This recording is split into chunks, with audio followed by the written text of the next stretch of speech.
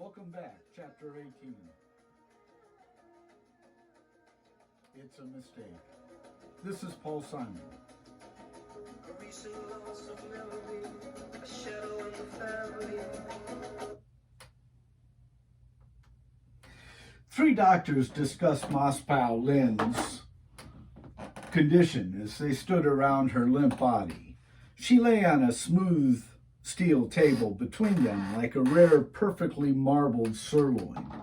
Each doctor examined sections of her with an erotic predation only cold greed can deliver. The exam included parts of her body that couldn't possibly have gotten hurt in the crash.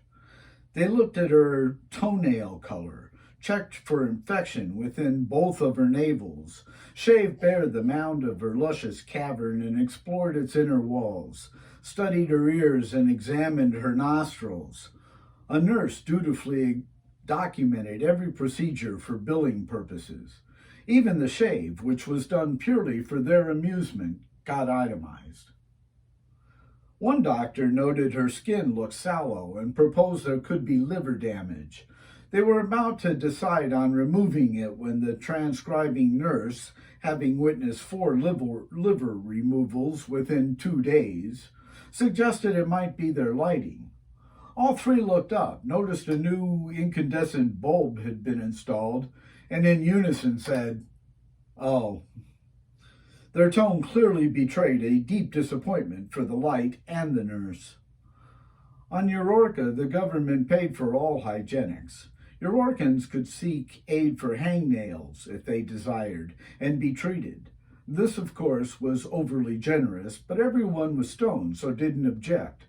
Not only did such intense introversion cause them to fixate on every physical discrepancy, but shaving their reproductive organ was so common that many Eurorcans got monthly checkups just for the free maintenance. This satellite was not an extension of such public systems, though. It was created and maintained by a conglomerate that also manufactured replacement limbs and organs. Many of these profit centers were scattered throughout the galaxy. To use them, one had to buy into a mutually collective agreement known as sufficiency, or be very wealthy. Other hygienic systems were honored, but only if they included unlimited coverage for remote satellites. This satellite's billing department checked with Eurorca, but found the hygienic system didn't offer such coverage because it had actually collapsed. Financial difficulties had shut down government services on the planet. It seemed a very large company, creating much of the income and sales tax revenue, had suffered a catastrophic event. Hygienics, being the largest government expense, was suspended until new revenue streams could be found. They told Tombra she had torn blood vessels and tissue in her brain. Surgery was necessary to alleviate brain swelling. An Eurorcan doctor would have termed such tearing and a concussion, a word these doctors carefully avoided. Eurorcan doctors would have prescribed observation and bed rest because they weren't funded by how many procedures were performed. The doctors who had just picked over her like vultures were. Of 3, 2 of them favored the risky surgery. The other doctor wanted to keep her under observation for a week. That way they made profit without endangering her life and allowed for further exams. Since surgery provided greater profit, he was overruled. Tombra used a hospital comm base to call Vinchno. He pleaded with his editor to cover the cost since Lynn was now part of his investigation, but without being an official employee or dependent, Vinchno didn't think he could get it past their system. Spurt, the homeworld of GPS, had a system whereby procedures were approved by a central wellness committee, and doctors paid according to training, performance, and length of service. It was very hard to get such exceptions approved because costs and eligibility were so rigidly controlled. Vinchno tried, but their accountant flatly said no. Lynn's needs were far too expensive for any but exceptionally wealthy individuals to pay for. Without sufficiency, the doctor's hands were tied. They were not allowed to even breathe into her mouth, should such a need arise, in order to save her life, though the doctor favoring observation chanced a freebie. When told by Billing that Lynn had no sufficiency arrangement, they put down their equipment and carried her out. Ironically, her lack of ability to gain hygienic care had possibly saved her life. It had certainly saved her liver. Moments later, the satellite released Mossball Lynn. Her anesthetic waited another hour to release her. Lynn was only allowed to remain inside the facility until fully conscious in order to observe any condition which might result in liability. Pana used the time to apply for a loan which covered her care. During the approval process, Pana swore to do a series about these hygienic satellites after their current adventure was over. Doing so would not only expose a problem, but also make her expenses necessary for the story. GPS would still pay for her treatment, but it would be on the back end where fewer bothered to look. If they had, they would have been most impressed by her back end. At one time, the Galactic Council had tried to mandate a system much like the Eurorkans. Doing so would have stopped many such criminal medical procedures from happening. The idea fell apart, though, because misinformation that spread fear throughout the individual worlds. Most suspected these collective arrangement systems as having spread that misinformation, but their benefactors vehemently denied such involvement. However, the bogus information got started, suspicion and uncertainty prevailed, and support for the measure became scarce. The doctors also refused to give Tombra any advice about taking care of her. Lynn was dizzy. She walked as if having consumed 4 Calamian ales. So Tom put an arm around her waist, his other arm around her shoulder, and carefully guided her outside.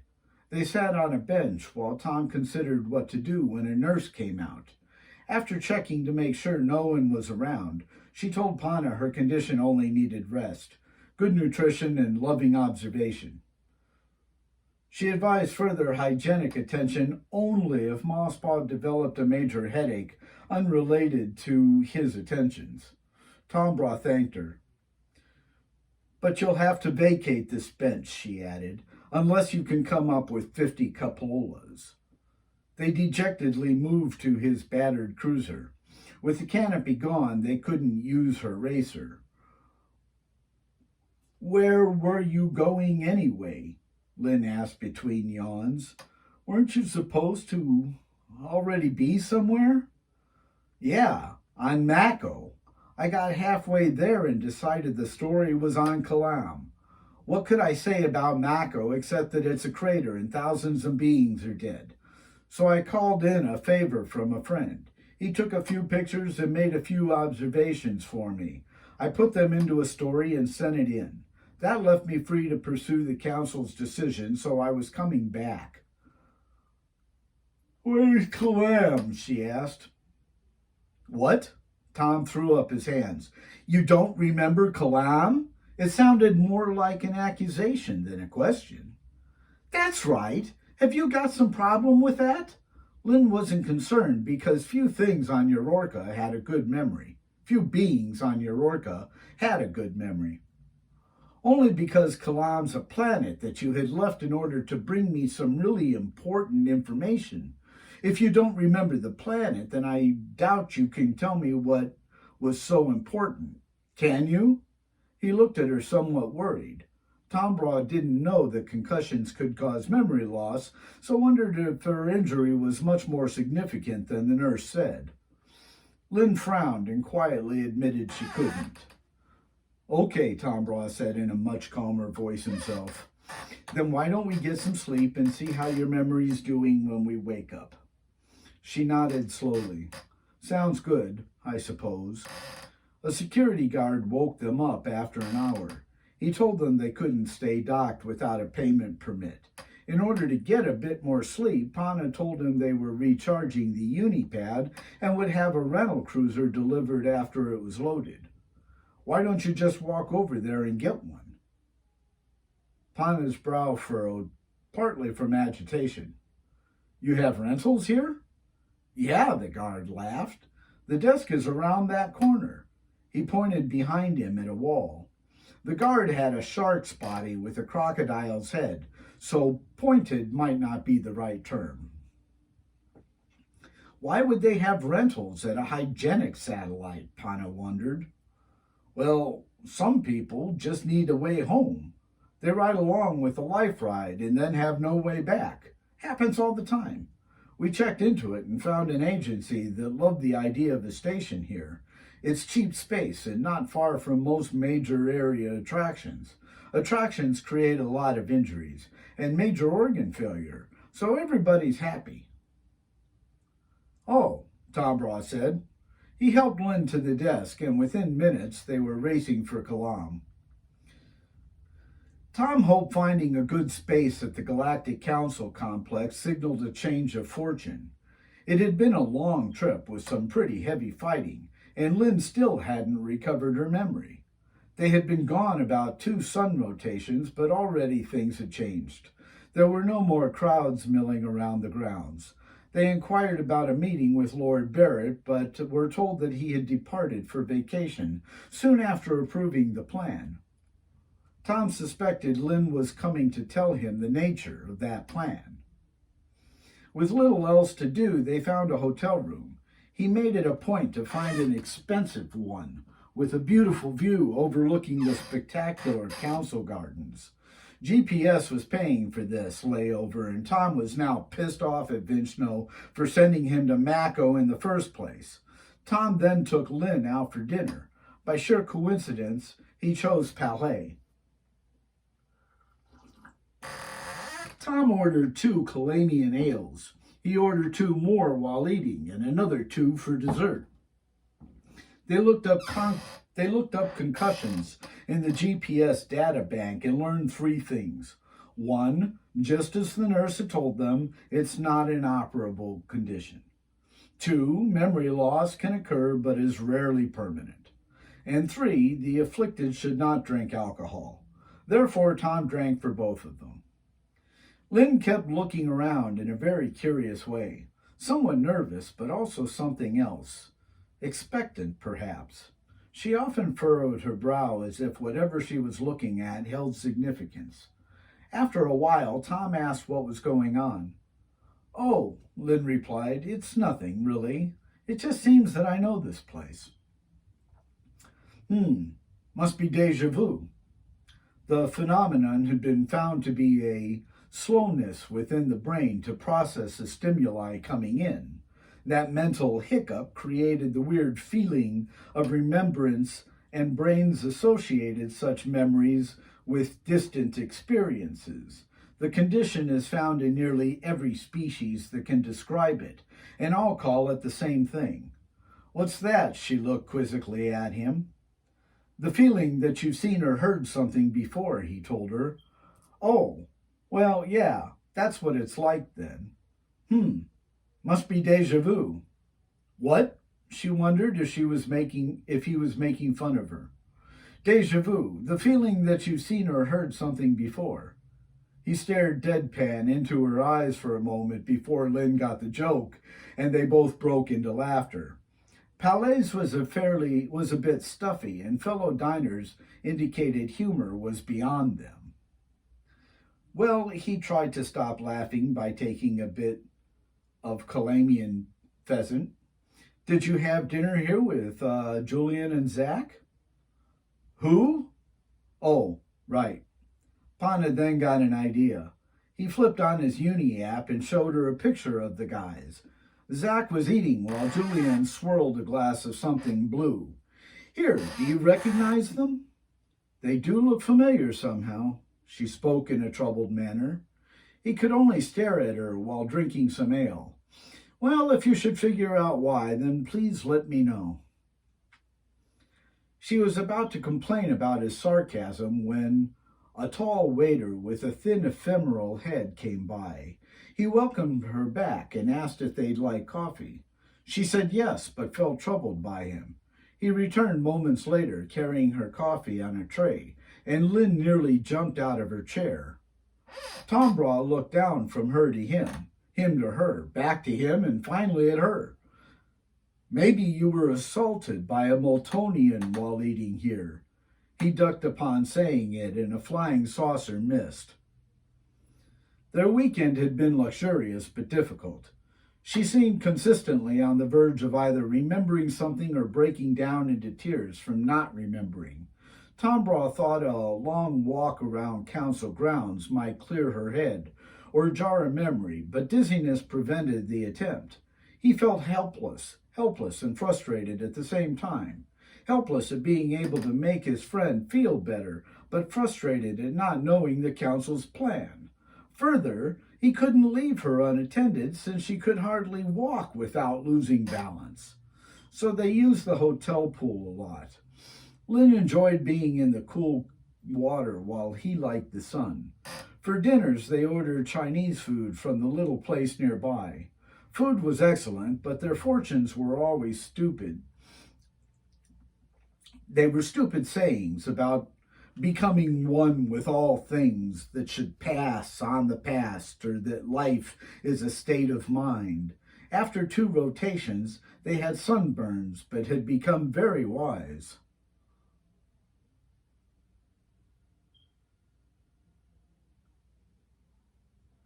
Tom got dressed and went down to the compound. Lynn agreed to stay on the bed so he could do some work. Besides, she was kind of a grumpy patient. It felt great to be doing something and doing it alone, but Pana sadly discovered council grounds remained barren. Pana sat down under the tree where he had talked with Julian. He needed to think, so crossed his legs and closed all 4 eyes. It had been some time since he sought this type of reflection, called submerging on Teutonic, but the morning silence made it an appealing idea. His mind began flirting with stuff he noted but didn't dwell on. After a while, those random notes began to coalesce into full thoughts. He reasoned that if something were so important that Lynn would come after him, then the council's plan must be a bad one.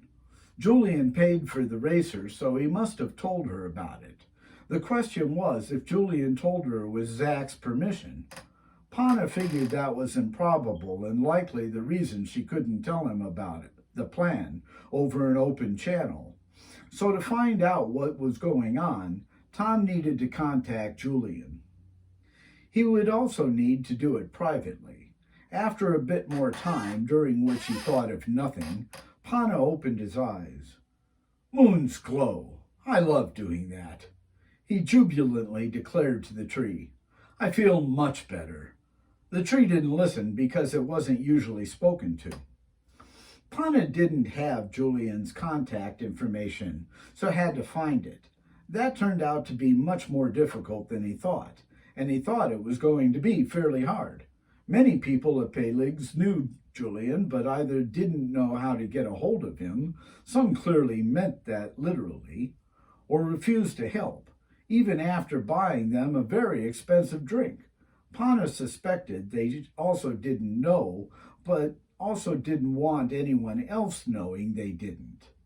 After 6 hours, and way too much Siki berry tea, Pana stopped trying. He reasoned there was only one hope left, going to Earth and speaking with President Lescaut.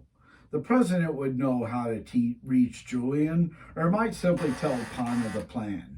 He was concerned that talking with President Lescaut might expose Julian, but Pana was out of options.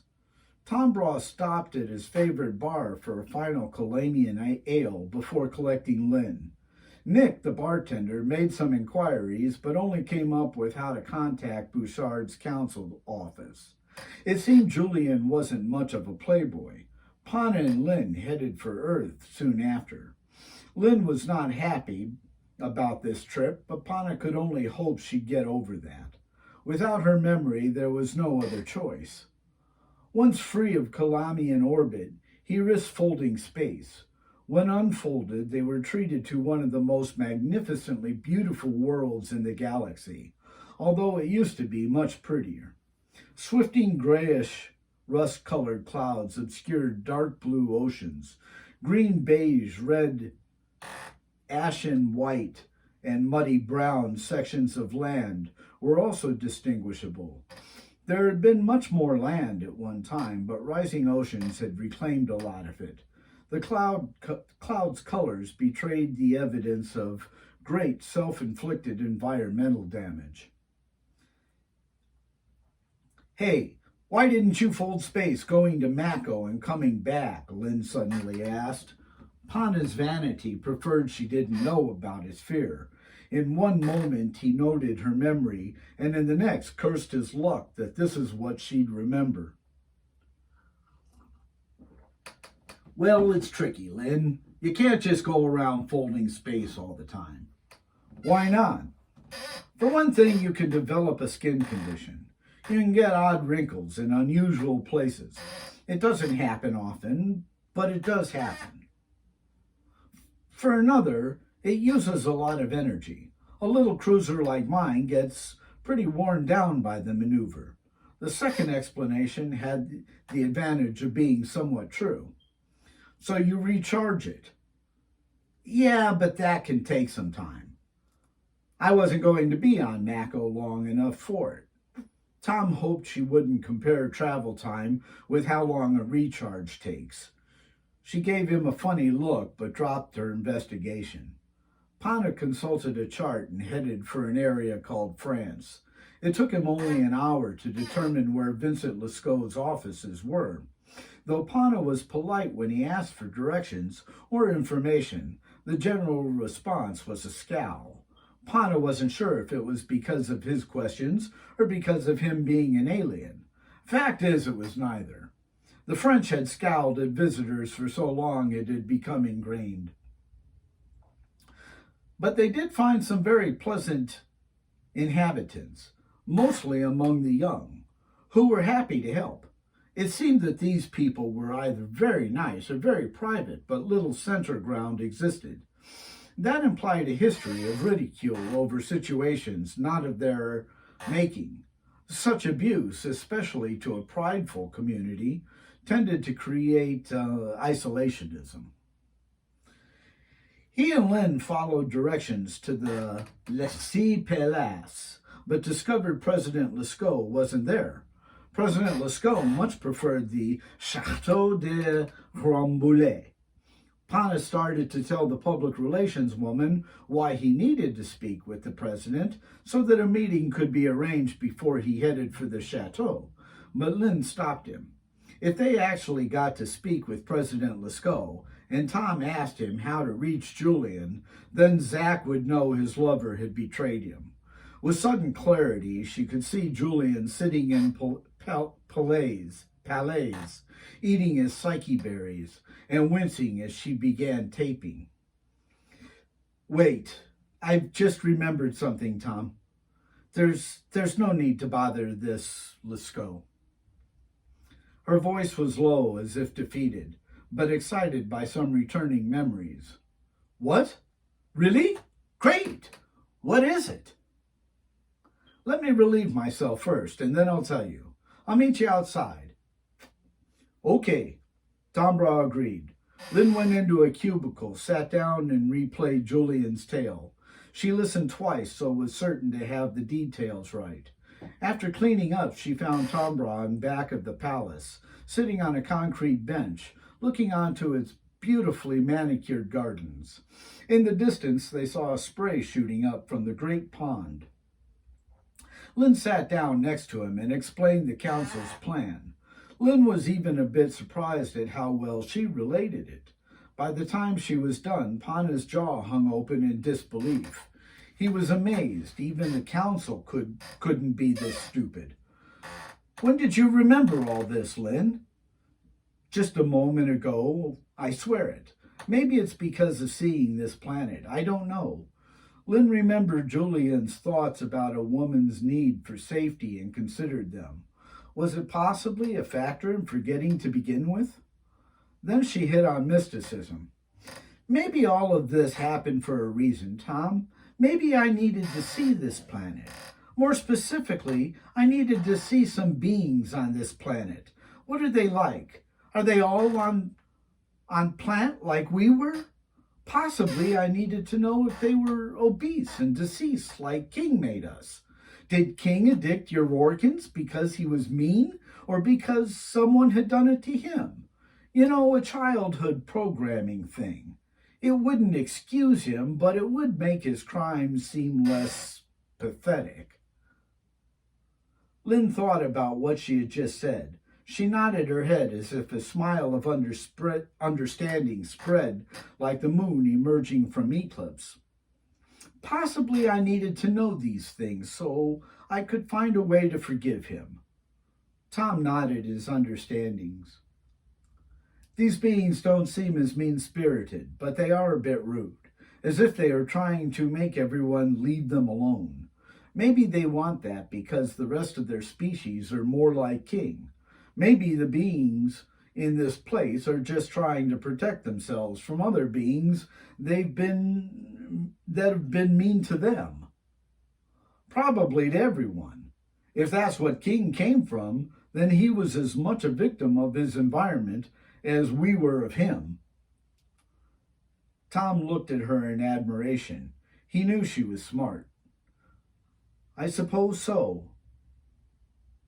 I don't want to forgive him, Tom, but I need to. You can't blame a raisin for rotting in a bag of rotten raisins. Can we go now? Lynn sounded depressed. It also doesn't mean that raisins aren't poisonous to begin with, Lynn. But yeah, we can go. Just one thing, now that your memory's better. Was it Julian who told you of his plan? She looked into his eyes and remembered her promise to Julian. She again remembered his pain winced at the thought of losing Zachary. While she trusted Pana, she also felt a need to protect Julian. Possibly that need is what brought back her memory as well. I don't seem to remember how I know the plan, Tom. Only what the plan is. And her first opportunity, Lynn deleted the recording. Thank you. We'll see you in chapter 19.